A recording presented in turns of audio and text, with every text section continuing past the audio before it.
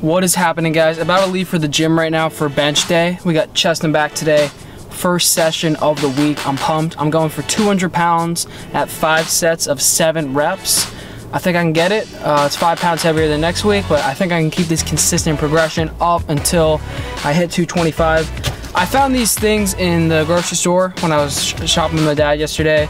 Trolleys. I don't know where I heard that candy name before. Maybe it was on Humorous Fitness. I think I might have heard Brian say trolley, or Matt Does Fitness, but I heard the name trolley somewhere, so I had to pick some up. And it's ironic that they're called trolleys because they're kind of a troll candy in and of itself. But I just have 3 here in a plastic bag because I don't really want the whole bag. 3 of these alone is 33 carbs, so you don't need a lot of these things if you want to go YouTuber style and have your little intro workout sugar, which I never do anyways. I'm just being cliche, I guess, but anyways, yeah, if you eat the whole bag, that's like 100 carbs for like 9 of these. That's, if you can find a lower volume food than that for just carbs, let me know, because I doubt you will be able to. But got my pre-workout like usual, murky, sketchy as hell. What else do I have? My tripod and 2 scoops away for post-workout. Might as well show you that. But let's kill this chest and back day.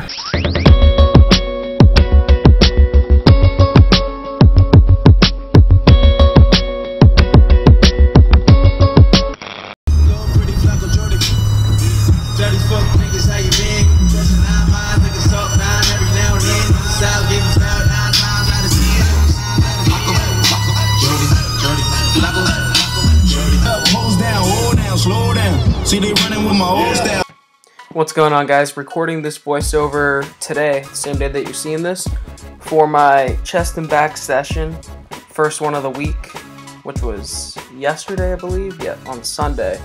And I'm starting off on the bench press here, 5 pounds heavier than last week, so this is 200 pounds, and we're going for 5 sets of 7 reps, which, spoiler alert, they were all successful.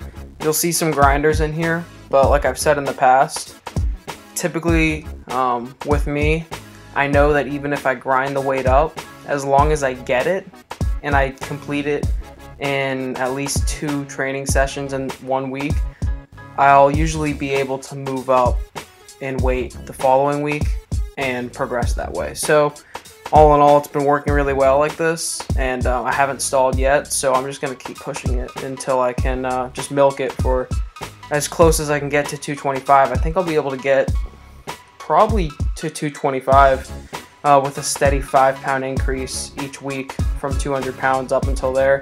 If I do stall, I may throw in a deload where I bring my bench press weight down for 1 week, but we'll see when that time comes. Set 4 here. I think one of these sets, it's always like the 3rd or 4th set that's kind of more of a grinder than the last, and then I'll kind of take like a sort of a longer break before my last set to ensure that I hit it. And then sometimes my rep speed will actually be a little bit faster on my final set. But all in all, my shoulders are feeling good on this bench press with my form like this. My grip, it's not super wide, it's not super close, it's pretty neutral. I have my pinkies on the knurling of the bar, and I actually chalk up the bar a little bit. I don't know if you guys like to do that, but try it out. It kind of gives, even though it's a pushing and not a pulling motion, chalking the bar when you're benching just kind of always feels good for me. It's not really sliding in your palm at all. I don't know, maybe it's placebo mental, but I just like to do it. I was going to do cable rows first, but they were taken, so I decided to hit up these dumbbell rows. I'm keeping it relatively light, sets of 12 with the 80s, really just going for a contraction in my lat, trying to solely feel it in the lower lat. Form does break down a little bit as I get to the later sets, but just like anything, guys, if you're going near failure, that's going to happen.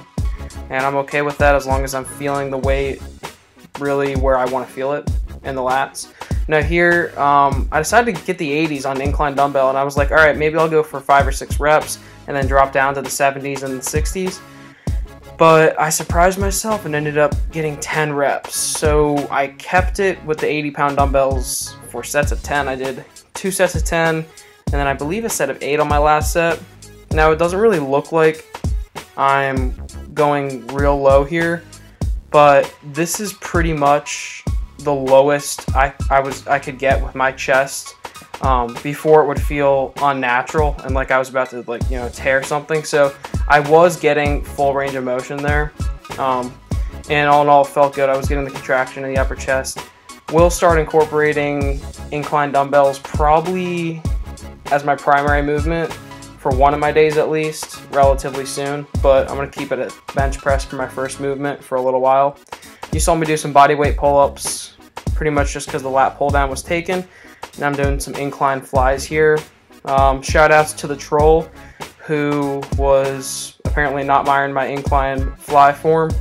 I'm not going to change my form when I know that I'm feeling it well in my upper chest, especially on something as technical and individual like a fly. You know, when you have compound movements, guys, it's important to take tips on people that give them to you, but when it comes to isolation, a lot of the times it's what feels best for you personally, because we all have different ratios and different size femurs, so do what gives you the contraction.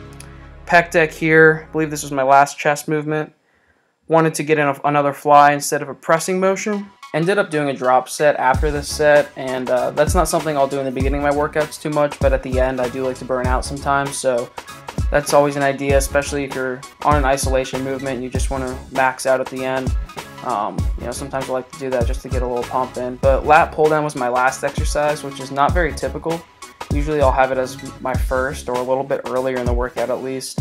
But I'm using the like a different grip here. It's two handles. You've probably seen it. You probably have it in your gym. It's kind of common, but it's not as common as the wide grip regular or the closed grip. But I actually really like this grip.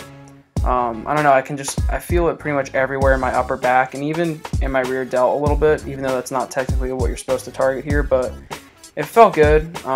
Again, lowered the weight as the sets went on and just basically did as many as I could there since it was my last exercise. But that's it for the workout, guys. Enjoy the rest of the video. Alright guys, chest and back is complete. Just crushed 2 scoops of Cellucor Cinnamon Swirl Whey. Pretty solid flavor. I'm a fan. I just ran out of it, but I got that Nitro Tech that you've seen, so I don't need to buy whey, at least for a little while. I do go through it kind of quickly though. Anyways, all in all, real solid workout. Strength was definitely there today, which is pretty typical of my first day back after a rest day. I tend to be pretty fresh. But yeah, I'm liking the way the split is. I'm liking the way my progression scheme is. It's going real well. Right now, I'm just gonna head home, grill up some food in a little while with the fam. Not sure when we're eating. That's why I had 2 scoops of whey. I don't know, maybe it's a mental thing, but I just like to have some kind of protein or food post-workout, especially if I'm not gonna eat for a little while. But I'm gonna go home, probably shower, grill up some food, check in with you guys in a little while.